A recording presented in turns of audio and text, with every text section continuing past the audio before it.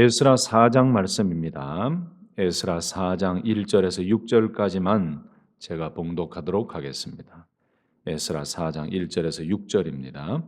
사로잡혔던 자들의 자손이 이스라엘의 하나님 여호와의 성전을 건축한다 함을 유다와 베냐민의 대적이 듣고 스룹바벨과 족장들에게 나와 이르되 우리도 너희와 함께 건축하게 하라. 우리도 너희같이 너희 하나님을 찾노라. 아수르 왕 에살핫돈이 우리를 이리로 오게 한 날부터 우리가 하나님께 제사를 드리노라 하니 스룹바벨과 예수아와 기타 이스라엘 족장들이 이르되 우리 하나님의 성전을 건축하는데 너희는 우리와 상관이 없느니라. 바사왕 고레스가 우리에게 명령하신 대로 우리가 이스라엘의 하나님 여호와를 위하여 홀로 건축하리라 하였더니 이로부터 그 땅 백성이 유다 백성의 손을 약하게 하여 그 건축을 방해하되 바사왕 고레스의 시대부터 바사왕 다리오가 즉위할 때까지 관리들에게 뇌물을 주어 그 계획을 막았으며 또 아하수에로가 즉위할 때에 그들이 글을 올려 유다와 예루살렘 주민을 고발하니라. 아멘. 성전 건축을 방해하는 사람들이라는 제목으로 말씀을 전하도록 하겠습니다. 여러분, 하나님의 일을 시작하거나 하나님의 거룩한 일을 감당할 때에 반드시 은혜만 있는 것은 아닙니다. 방해와 반대와 대적이 항상 존재합니다. 이 에스라 말씀 서두에도 말씀을 드렸지만은 시작할 때에 하나님의 은혜로 예레미야로 하신 말씀을 이루시기 위해서 바사왕 고레스의 마음을 감동시키셔서 예루살렘으로 고향으로 귀환하게 하신 것이 다 하나님의 은혜고 하나님의 말씀하신 대로 이루어진 성취되어진 아주 놀라운 사건이지요. 그래서 먼저 도착해서 성전 건축을 시작한 게 아니고 번제단을 쌓고 예배를 다시 회복하고 그리고 이 성전 재건축의 기초 공사를 놓을 때에 제사장과 온 지도자들과 백성들이 대성통곡하면서 그 감격의 눈물을 흘리며 그 은혜 속에서 찬송하고 찬양했던 모습을 우리는 3장까지 말씀을 통해 보았습니다. 그런데 오늘 보면 4장으로 딱 넘어오면은 이제 하나님의 성전을 기초공사를 다 하고 성전을 건축하려고 하는데 가장 먼저 부딪힌 것은 대적자들의 반대였습니다. 사람들의 반대였습니다. 1절 2절 보시면 이스라엘 백성이 성전을 건축한다라는 소식을 이 유다와 베냐민의 대적이 들었다라고 말씀해요. 1절 다시 보실까요? 사로잡혔던 자들의 자손이 바로 유다 백성들이죠. 이스라엘의 하나님 여호와의 성전을 건축한다 함을 유다와 베냐민에 누가 들었다고요? 대적이 듣고 스룹바벨과 족장들에 나와 이르되 우리도 너희와 함께 건축하게 하라. 우리도 너희같이 너희 하나님을 찾노라. 또 중요한 게 2절 마지막 하반절인데 우리가 하나님께 제사를 드리고 있던 사람들이다 라고 이야기를 해요. 참 좋은 말 같습니다. 참 믿음의 말 같습니다. 그런데 이 말은 온전한 믿음의 말이 아니고 순수한 신앙의 믿음의 말이 아닙니다. 여러분, 이들의 정체가 어떠냐를 보면은 이들은 바로 혼합 종교, 혼합 신앙을 가지고 있던 사람들이에요. 다시 말씀드리면 북이스라엘이 먼저 멸망했지 않습니까? 그리고 남유다가 멸망했는데 이 북이스라엘이 멸망당할 때 아수르에 의해서 멸망당했지요. 그래서 많은 이스라엘 백성들이 포로로 또 끌려갔습니다. 근데 대신에 다른 나라에 살던 이방 민족들을 이 예루살렘으로 이주시켜서 살도록 만들었던 것이 이 열왕기하 17장부터 나왔습니다. 다시 말씀드리면은 이들의 신앙이 이스라엘 백성들이 하나님을 섬겼던 그 신앙이 아니에요. 다른 나라, 이방 나라로, 이방 민족으로 살다가 그 우상을 섬기는 그들만의 신을 섬기던 그 마음 플러스 이주해 오니까 이스라엘 백성들이 예배를 드리고 제사를 드리는 것을 보았잖아요. 그러니 이들의 신앙은 하나님도 섬긴다고 말하고 자기가 이전까지 섬겨왔던 자기들의 신도 섬긴다고 이야기하는 소위 말하는 혼합 종교의 상태가 지금까지도 계속 이어져 오고 있었던 거예요. 그러니 이들의 신앙은 겉으로 보기에는 신앙인처럼 보입니다. 2절에 나왔던 우리가 너희와 함께 건축하게 하라. 우리도 너희 하나님을 찾노라. 우리도 예배를 드리고 있었던 사람들이다 라고 제안을 합니다. 겉으로 보면 굉장히 좋은 말이고 협력자같이 느껴집니다. 그러나 그들은 성전 건축을 방해하는 대적자들이었습니다. 아까 말씀드렸던 온전한 하나님을 섬기는 예배드리는 믿음의 신앙인이 아니고 혼합 종교에 젖어 있었던 이방 민족들이었다는 것이죠.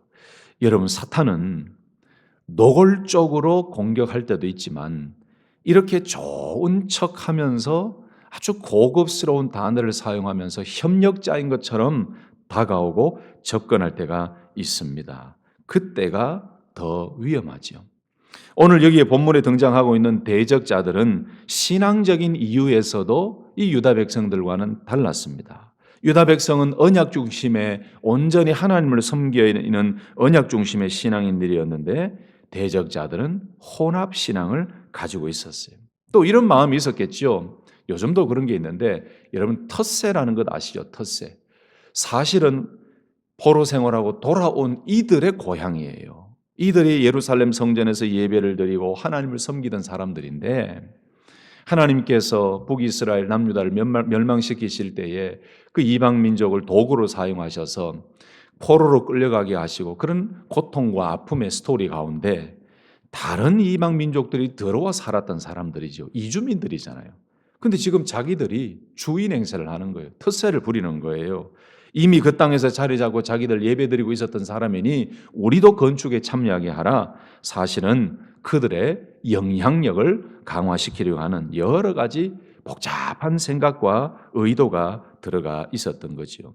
결국은 이 대적하는 자들, 방해하는 자들은 하나님의 계획과 하나님의 은혜로 바사왕 고레스의 마음을 감동시키셔서 귀환하게 하시고 그 귀환하게 하신 목적은 성전을 건축하도록 하기 위함이고 이 무너졌던 예배를 회복하기 위함이었는데 이 대적자들의 영적인 본질은 뭐냐?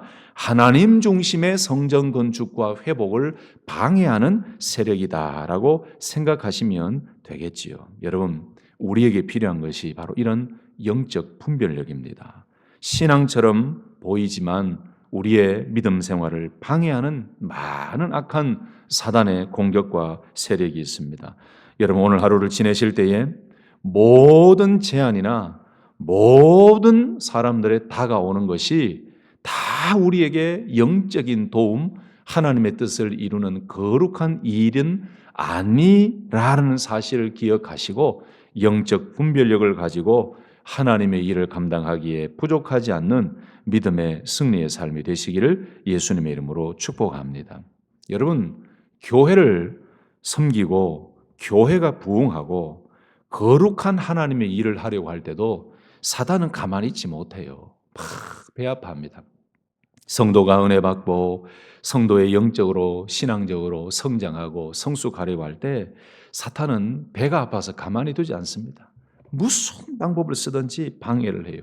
공격을 해요. 근데 다가올 때에 아주 가면을 쓰고 다가옵니다. 그때 우리에게 필요한 것은 바로 바른 신앙과 바른 분별력이죠. 자, 그런데 이렇게 대적자들이 같이 건축하자라고 제안하며 다가왔는데 스룹바벨을 중심으로 한 지도자들은 아주 단호하게 거절했습니다. 3절 말씀이죠. 분명하게 거절하지요.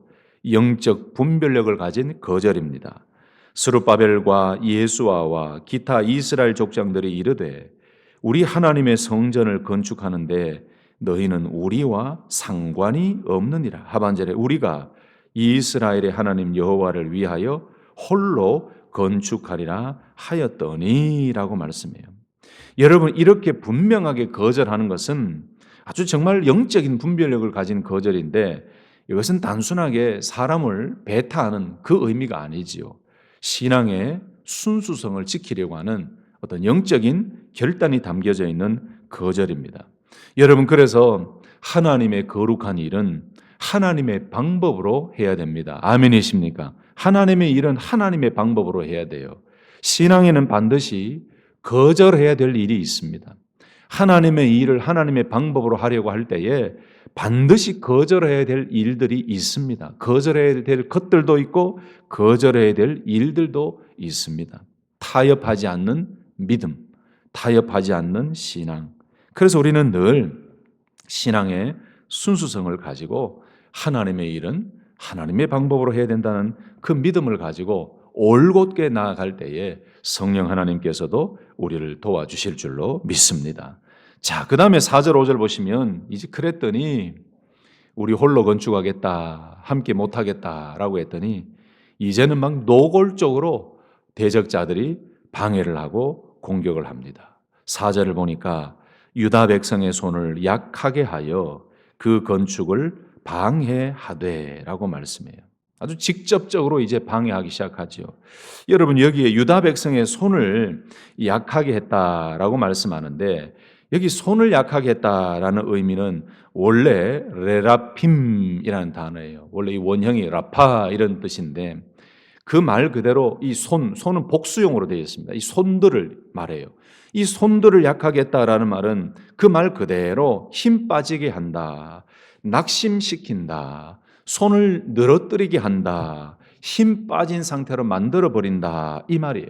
그러니까 외부의 공격으로 외부의 압박으로 인해서 힘을 빼게 만드는 행위와 그 의도를 가리켜서 손을 약하게 하여라는 말씀이에요. 여러분 이해가 되시죠? 같이 건축을 못하겠다고 하니까 이제는 노골적으로 손을 약하게 합니다. 낙심시킵니다. 건축하려고 기초를 넣고 얼마나 감격스럽게 하나님 앞에 찬송했습니까? 그런데 이 유다 백성들이 건축을 하려고 하는 그 마음에 낙심을 줍니다.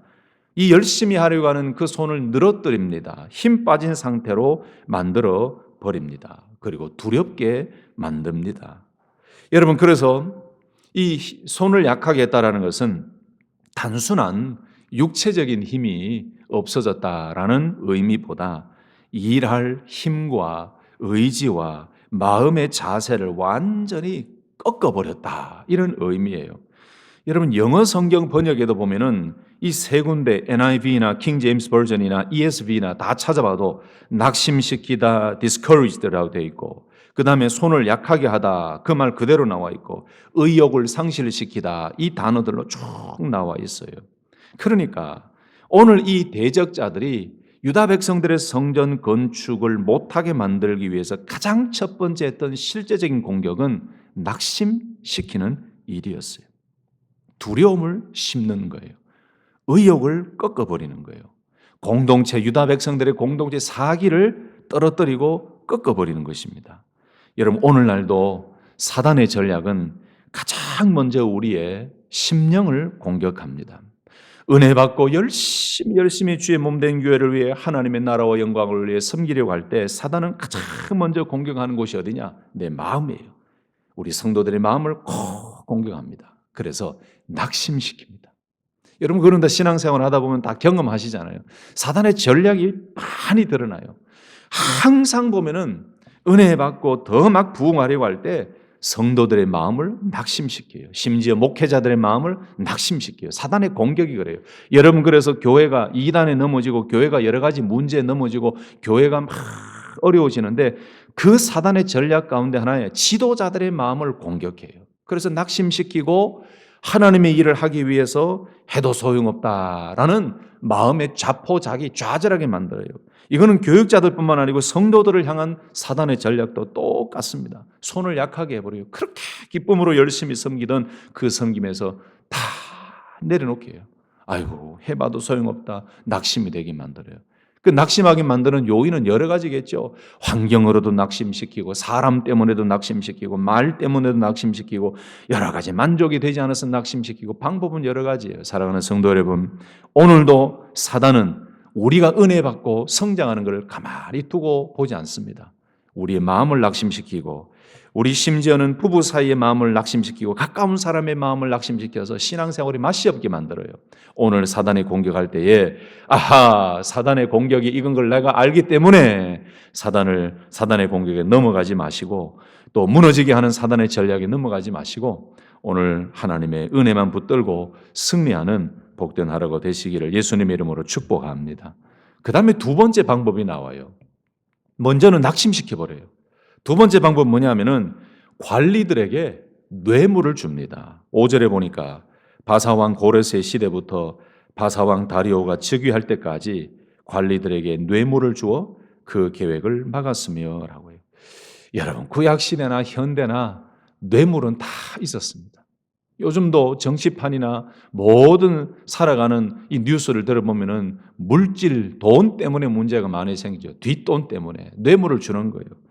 제가 참 존경하는 선배 목사님이 건축을 지금 거의 한 5, 6년이 됐어요. 5, 6년에 건축을 완공을 하고 지난달에 헌당 예배를 드렸습니다. 근데 제가 그 스토리를 쭉 듣고 제가 보기도 봤는데 그 교회가 건축하는데도요, 뇌물을 주고 받아요. 그 목사님은 뇌물을 받은 적이 없어요. 그런데 그 당회 장로님들 가운데 자기가 원하는 건축업자를 사용하면 저는 잘 몰랐는데 건축업을 하시는 친한 분이 제 주변에 있어서 물어봤더니 목사님 건축업자 한번 자기가 아는 사람을 하면은 한국은 뒷돈이 많이 들어온대요. 수억씩 들어온대요. 근데 이번에 그게 들통이 난 거예요. 거짓말을 한 거예요. 그 건축 사장한테 거짓말을 하게 해서 목사님한테 8억을 줬다라고 이야기해달라. 그러면 당신 건축 회사를 사용하고 어떻게 하겠다라고 뒷거래를 한 거예요. 근데 목사님은 받은 게 없어요. 뭐 다 이야기하기는 길지만 요즘이나 이 구약 시대 오늘 이 에스라 말씀 읽을 때나 참 뇌물이 문제라. 뇌물이. 여러분 세상에서만 그런 일이 있는 게 아닙니다. 교회 안에도요. 선거할 때 뇌물이 왔다 갔다 해요. 그런 교회가 있어요. 그리고 돈 앞에 장사가 없고 죄 앞에 장사가 없어요. 그 돈 앞에 사람이 무너져요. 참 바르게 신앙생활 하다가도 개인적으로 돈을 공급을 받으면요. 이상한 쪽으로 가요. 그게 참 중요해요. 이 대적자들을 보세요. 성전 건축을 방해하는 이 사람들도 관리들에게 뇌물을 줘가지고 그 계획을 막아요. 이게 두 번째 이들의 방해였습니다. 또 한 가지는 뭐냐 하면은 아하수에로 왕이 즉위할 때에 그들이 글을 올려 유다와 예루살렘 주민을 고발하니라 라고 6절에 나와요. 이건 뭐냐? 아주 정치적인 틈을 타는 거예요. 이제 아하수에로 왕이 되고 즉위할 때에 아주 어수선한 분위기를 이용해서 이 왕에게 글을 올려가지고 이 예루살렘, 이 유다 백성들을 고발하는 거예요. 그 고발하는 내용이 뭡니까? 왕이여, 저 사람들은 반역하려고 여기 왔습니다. 왕에게는 위험한 존재입니다. 그러면서 왕에게 나쁜 말들 써가지고 왕에게 보고를 하는 겁니다. 아주 소문을 이상하게 퍼뜨려요. 그래서 문제를 일으킬 사람이니 왕이여 이것은 중단시켜야 됩니다라고 왕에게 글을 올려서 이 예루살렘 백성들을 고발하는 거예요. 이게 얼마나 악한 일입니까? 지금도 마찬가지예요. 이 약한 사단은요, 헛소문을 퍼뜨립니다. 교회가 막 부흥하려고 할 때요, 악한 사단은요, 막 헛소문을 퍼뜨려요. 그리고 사람들이 직접 방해하는 수준을 넘어가지고 막 외부적인 기관을 동원해가지고 교회가 건축하고 교회가 부흥하고 교회가 성장하는 것을 막아요. 제가 그걸 또 직접 봤어요. 대형 교회가 위치를 옮겨가지고 건축을 하는데 그 건축하는 바로 옆에 사는 아파트에 사는 주민들 중에 아주 센 주민들이 있었어요. 그래서 구청, 시청에 친한 직원이 있었어요. 그 직원들을 통해서 이 뭐라 그러죠? 소라 그러나요? 이 뭐라 그러죠? 그걸 반대하는 항의 편지가 들어가게 하는 거예요. 그래서 교회를 건축하기 못하고 그게 또 얼마나 오랫동안 몇 년이 걸렸는지 그게 또 저희 선배님 교회, 목사님 교회예요. 그런데 결국은 하나님의 일은 하나님이 하십니다. 아멘이십니까? 아무리 세상이 방해하고 정치적으로 방해를 해도 항상 하나님의 일은 하나님이 이루시는 것입니다. 그런데 오늘 7절에서 24절 보면은 이 왕이 이 고발의 편지를 듣고 이게 맞다라고 인정을 해버려요. 참 왕도 어리석은 참 왕이라고 생각해요. 분별할 줄 모르는 왕이에요. 이 아람어로 편지를 써서 보냈는데 공식적으로 아주 조직적인 방해를 시도하지요. 아주 정치적으로 공격을 합니다. 그 왕에게 보낸 거짓 고발의 내용이 12절에서 16절까지 나오는데 아까 잠깐 말씀드렸던 저 사람은 위험한 민족입니다. 왕에게 세금도 안 낼 겁니다. 예전에 반대했던 역사도 있습니다. 라고 하면서 이 종교 문제를 정치 문제로 더 확대시켜서 성전 건축을 방해하는 그런 일이 일어났습니다. 그래서 왕이 조사를 시키고 결국 판결을 내립니다. 성전 건축을 중단시킵니다. 강제로 중단시킵니다. 그게 23절이에요. 권력으로 억제하여 그 공사를 그치게 하니 24절의 마지막 절에 이에 예루살렘에서 하나님의 성전 공사가 바사왕 다리오 제2년까지 중단되니라. 약 16년간 성전 공사가 중단이 되고 머물어집니다. 이게 참 얼마나 안타까운 일입니까? 말씀을 마치겠습니다. 여러분 오늘 이 말씀을 보면서 어떤 생각이 드십니까? 오늘 말씀에는 이런 의미가 있는 것 같습니다. 하나님의 일을 할 때에 반드시 악한 사단의 방해가 있다. 교회가 전도하고 개인이 신앙생활하고 부흥하려고 하고 믿음으로 살려고 할 때, 경건하게 살려고 할 때 항상 사탄은 방해하고 공격할 때가 있다. 근데 그 사단의 모습은 위장된 친절이다. 좋은 척하는 타협으로 다가올 수가 있다 이거죠. 그래서 우리는 그 두려움, 낙심케 만드는 것을 조심해야 됩니다. 결국 나 자신과의 싸움이지요. 내 마음이 낙심되어져 버리면 신앙생활에 은혜를 얻지 못하고 또 좌절해 버립니다. 여러분 그래서 우리가 기도할 것은 이런 것인 것 같습니다. 하나님 아버지, 교회가 은혜 받고 교회가 부흥하고 성도들이 신앙적으로 자라고 성장할 때에 절대로 악한 사단의 공격에 넘어지지 아니하도록 그리고 낙심시키는 사단의 공격과 환경을 물리칠 수 있는 믿음을 주시고 하나님의 일은 절대로 세상의 공격에 무너지지 아니하고 결국은 하나님의 방법으로 이루어지고 다시 이루어진다. 내일 말씀에는 성전 건축이 다시 재개가 되거든요. 이 말씀처럼 하나님의 일은 멈추는 것 같지만 절대로 멈추는 일이 없음을 기억하고 우리 온 성도들이 주님 붙들고 하나님 붙들고 이 거룩한 하나님 나라를 세우는 성전을 세우는 이 회복되어지는 그 일에 앞장서 나아갈 수 있도록 도와달라고 기도하는 그 기도가 우리 모든 성도들에게 필요한 기도요, 우리 교회에 필요한 기도인 줄로 믿습니다. 오늘도 그 믿음으로 승리하시기를 예수님의 이름으로 축복합니다. 아멘. 거룩하시고